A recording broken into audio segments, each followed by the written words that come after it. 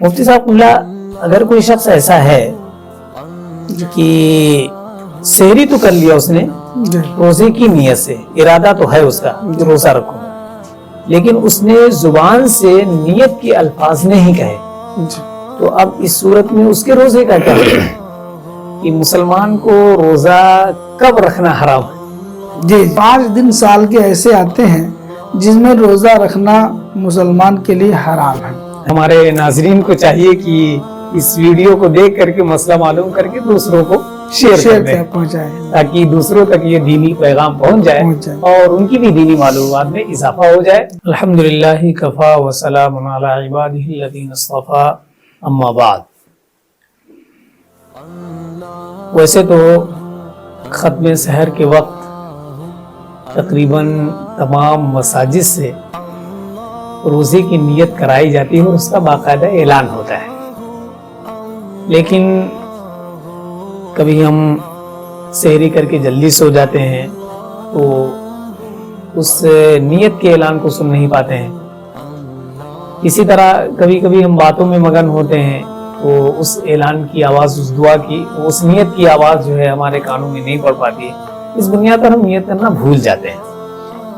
تو روزہ رکھنے کے لیے اگر کسی شخص نے سحری کر لیا لیکن زبان سے روزہ کی نیت نہیں کیا تو اس بارے میں شریعت کا کیا حکم ہے؟ مفتی صاحب اگر کوئی شخص ایسا ہے کہ سحری تو کر لیا اس نے روزے کی نیت سے، ارادہ تو ہے اس کا کہ روزہ رکھوں، لیکن اس نے زبان سے نیت کے الفاظ نہیں کہے، تو اب اس صورت میں اس کے روزے کا کیا ہے؟ نحمدہ ونصلی ونسلم علی رسول الکریم وبعد۔ اعوذ باللہ من الشیطان الرجیم، بسم اللہ الرحمن الرحیم۔ ناظرین، اگر کوئی شخص روزہ رکھنے کے لیے، روزہ رکھنے کی نیت سے سحری تناول فرما لیا، سحری کھا لیا اور اس کے بعد زبان سے نیت دعا کے الفاظ نہیں ادا کر سکا اور وہ سو گیا اور کسی کام میں مصروف ہو گیا اور سحر کا وقت ختم ہو گیا، تو اس بارے میں حکم شرع یہ ہے کہ اس کا روزہ ہو گیا۔ اچھا، اس لیے کہ روزہ رکھنے کی نیت سے اس نے سحری کھا لیا تو روزہ کی نیت ہو گئی، سحری کھا لینا ہی اس کی نیت روزہ ہے۔ اب مزید کسی نیت کی ضرورت نہیں ہے، زبان سے نیت کے الفاظ ادا کرنا کوئی ضروریات میں سے نہیں ہے، لہذا اگر روزہ رکھنے کے ارادے سے اس نے سحری کھا لیا تو اس کی نیت مکمل ہو گئی۔ اب اگر وہ الفاظ روزہ کے ادا نہیں کیا تو اس کے روزہ پر کوئی فرق نہیں پڑے گا۔ اچھا، اسی کے ساتھ حضرت ایک مسئلہ اور ہے کہ مسلمان کو روزہ کب رکھنا حرام ہے؟ جی یہ بھی بہت اچھا سوال آپ نے کیا، اور اس بارے میں لوگوں کی ایک غلط فہمی کو بھی اجاگر کروں گا انشاءاللہ۔ روزہ 5 دن سال کے ایسے آتے ہیں جس میں روزہ رکھنا مسلمان کے لیے حرام ہے۔ اچھا، پہلا دن وہ عید کا دن ہوتا ہے، جی، دوسرا عید الاضحیٰ کا دن ہوتا ہے، بقر عید کا دن ہوتا ہے، چاہے اس کو 10 ذی الحجہ کہہ لیجیے یا بقر عید کا دن کہہ لیجیے۔ جی جی، تو عید کا دن کے دن روزہ رکھنا ناجائز و حرام ہے، گناہ ہے، اور عید الاضحیٰ کے دن بھی روزہ رکھنا ناجائز و گناہ ہے، حرام ہے۔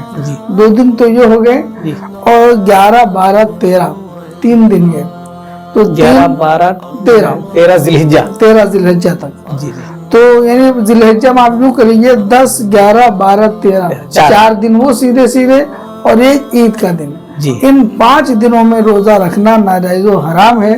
اگر بندہ اس دن روزہ رکھتا ہے تو گناہگار قرار پائے گا، لہذا اس دن روزہ نہیں رکھنا چاہیے، ہرگز اس سے بچنا چاہیے، نہیں تو ثواب و عبادت کے بجائے بندہ گناہگار ہو جائے گا۔ اور کچھ لوگ جہالت کی بنیاد پر انہی دنوں کا انتخاب کرتے ہیں کہ یہ تو مبارک دن ہے روزے کا۔ اس بارے میں غلط فہمی لوگوں کو یہ ہے کہ عید الاضحیٰ کے بارے میں یہ ہے کہ سرکار صلی اللہ تعالیٰ علیہ وسلم نے ارشاد فرمایا کہ جس پر قربانی واجب ہے تو بہتر یہ کہ وہ نماز پڑھ کر کے آئے اور قربانی کرے، قربانی کرنے کے بعد اس کے لیے بہتر یہ سب سے پہلا جو کھانا کھائے وہ قربانی سے کچھ تناول فرمائے، تو قربانی کے گوشت کا سے آغاز کرے، کھانا کھائے۔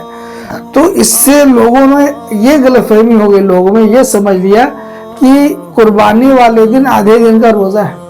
तो आवाम में, देहातों में, गैर पढ़े लिखे लोगों में ये बात बहुत मशहूर है कि कुर्बानी वाले दिन, बकरीद के दिन 10 ज़िलहिज्जा को आधे दिन का रोजा रखना चाहिए।